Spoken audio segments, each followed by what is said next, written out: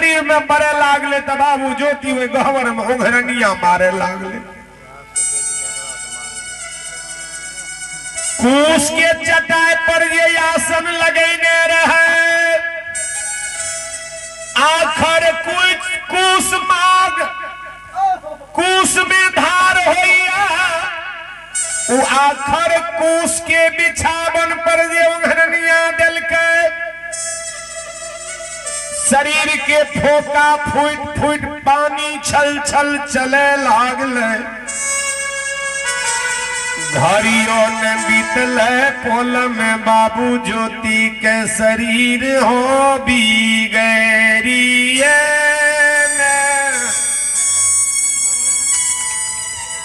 ये लई हो।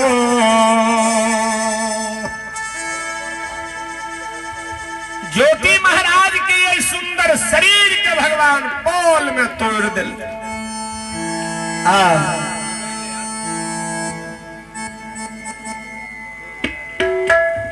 ज्योति बाबा का धर्मराज बाबा प्रमाण दे दिल के बाबू ज्योति वे गहवर में हाथ उठा उठा कर कान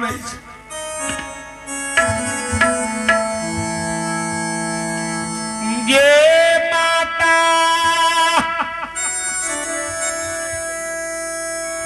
माता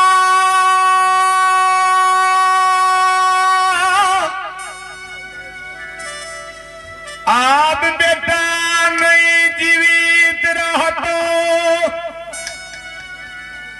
एक भेंट मुलाकात क्या ले, मुलाकात क्या ले। बाबू ज्योति की अमृतवाणी सुन के माय छिए लेलियो म्या छिए तिलियो मीठा मीठा मीठा होइए। माँ जी सुनल के बेटा के कानब के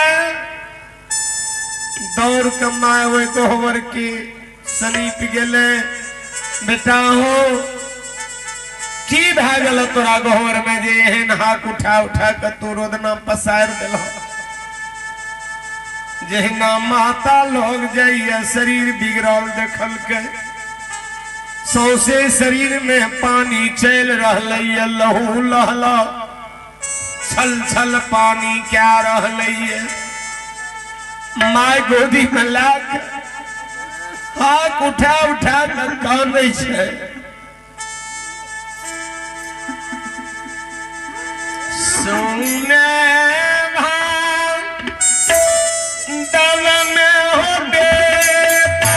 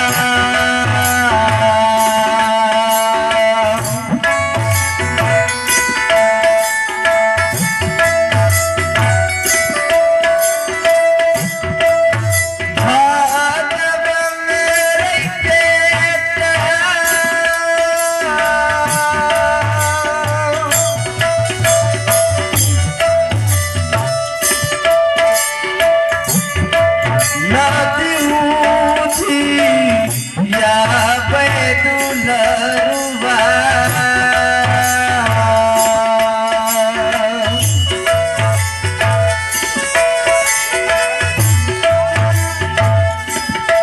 हकिया बेटा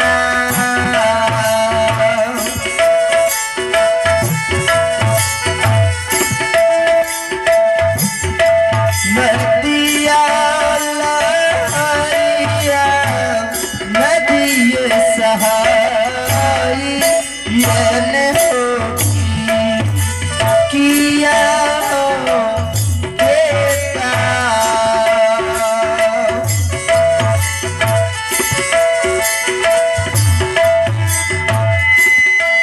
नदिया लहरिया नदिये सहाई यने होगी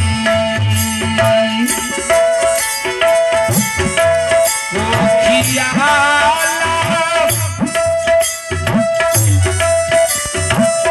आरिया हो बेटा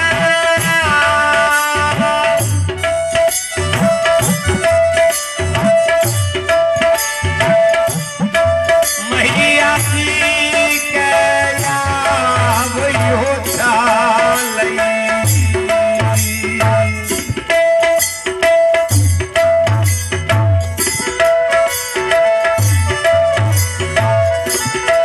कोठिया लहरिया सालों ने जाइए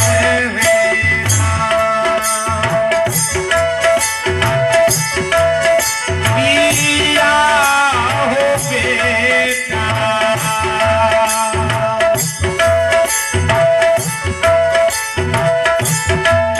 कोठिया लहरिया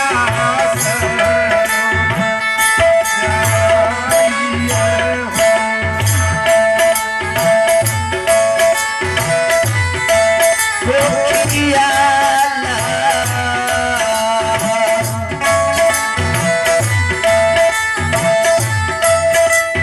लहरिया रे बेटा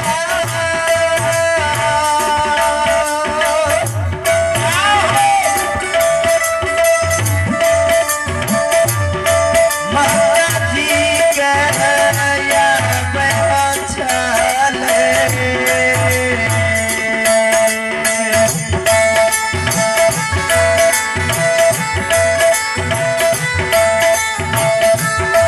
हकिया हो बेटा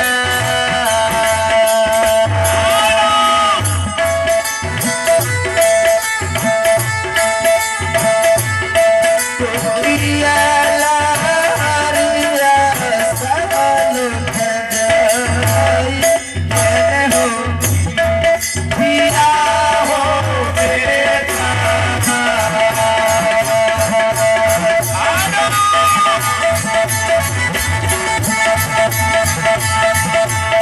कोठिया लहरिया सालों ने जाई यने होगी किया हो बेटा कोठिया लहरिया सालों ने जाई यने होगी अब भगवान के दरबार में अजय यादव की